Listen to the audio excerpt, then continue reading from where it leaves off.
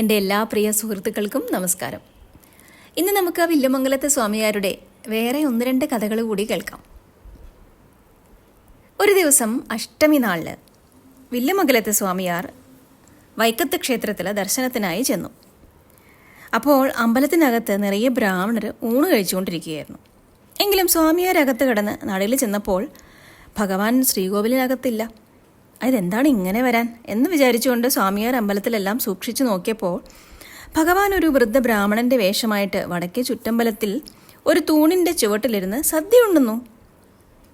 ഭഗവാൻ വേഷപ്രച്ഛന്നനായിരുന്നുവെങ്കിലും സ്വാമിയാർ ദിവ്യനായിരുന്ന കാരണം കണ്ട മാത്രയിൽ തന്നെ അദ്ദേഹത്തിന് ആളെ മനസ്സിലായി. സ്വാമിയാർ വേഗം അവിടെ ചെന്ന് ഭഗവാനെ വന്ദിച്ചു. ഈ വിവരം അവിടെയുള്ള എല്ലാ ജനങ്ങളെയും ധരിപ്പിക്കുകയും ചെയ്തു. അന്നു മുതൽ വൈക്കത്ത് ക്ഷേത്രത്തിലെ സദ്യയുള്ള ദിവസങ്ങളിലെല്ലാം ആ തൂണിൻ്റെ അടുക്കൽ ഭഗവാനാണ് എന്ന് സങ്കല്പിച്ച് ഒരു ഇല വയ്ക്കുകയും സകല വിഭവങ്ങളും വിളമ്പുക പതിവാകുകയും ചെയ്തു. അങ്ങനെ വൈക്കത്ത് അഷ്ടമിക്ക് വടക്കേ ചുറ്റിലിരുന്ന് ഊണ് കഴിക്കുക വളരെ മുഖ്യമായിട്ടുള്ളതാണെന്ന് ബ്രാഹ്മണർക്ക് ഒരു വിശ്വാസം ജനിക്കുകയും ചെയ്തു ഇതുവഴി. അടുത്ത കഥ അമ്പലപ്പുഴ ശ്രീകൃഷ്ണ ക്ഷേത്രത്തിലുണ്ടായതാണ്. സ്വാമിയാർ സ്വാമി ദർശനത്തിനായിട്ട് ഒരു ഉത്സവ സമയത്ത് അമ്പലപ്പുഴ എത്തി.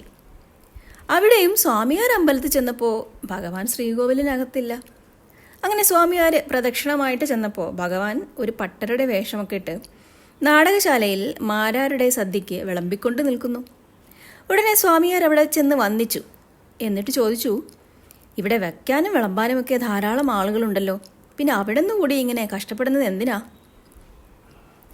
അപ്പോൾ ഭഗവാൻ പറഞ്ഞു, നമ്മുടെ ഉത്സവം ഭംഗിയാക്കാനായിട്ട് ഈ മാരാന്മാർ എത്ര അധ്വാനം ചെയ്യുന്നവരാ.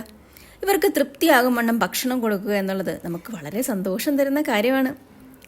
അങ്ങനെ ആണ്ടുതോറും ഇവരുടെ സദ്യയ്ക്ക് വിളമ്പുവാൻ നാം ഇവിടെ വരിക പതിവുണ്ട് എന്നുകൂടെ പറഞ്ഞു. അന്നു മുതൽക്കാണ് അമ്പലപ്പുഴ ഉത്സവത്തിൽ നാടകശാലയിൽ മാരാന്മാരുടെ സദ്യയ്ക്ക് ഇത്രയേറെ പ്രാധാന്യം സിദ്ധിച്ചത്. മാരാന്മാരുടെ സദ്യ സമയത്ത് ഭഗവാൻ അവിടെ എഴുന്നള്ളുന്നു എന്ന് തന്നെയാണ് ഇപ്പോഴുമുള്ള വിശ്വാസം. ഇങ്ങനെ വില്വമംഗലത്തെ സ്വാമിയാരെ സംബന്ധിച്ച് അനേകം കഥകളുണ്ട്. തിരുവനന്തപുരം, തിരുവാർപ്പ് മുതലായ ക്ഷേത്രങ്ങൾ ഉണ്ടാകുവാനുള്ള കാരണം തന്നെ സ്വാമിയാരാണെന്ന് അവിടുത്തെ സ്ഥല പുരാണങ്ങൾ കൊണ്ട് പ്രസിദ്ധമാണ്. അങ്ങനെയുള്ള കഥകളൊക്കെ ഇനിയും നമുക്ക് കേൾക്കാം. കാത്തിരിക്കുക.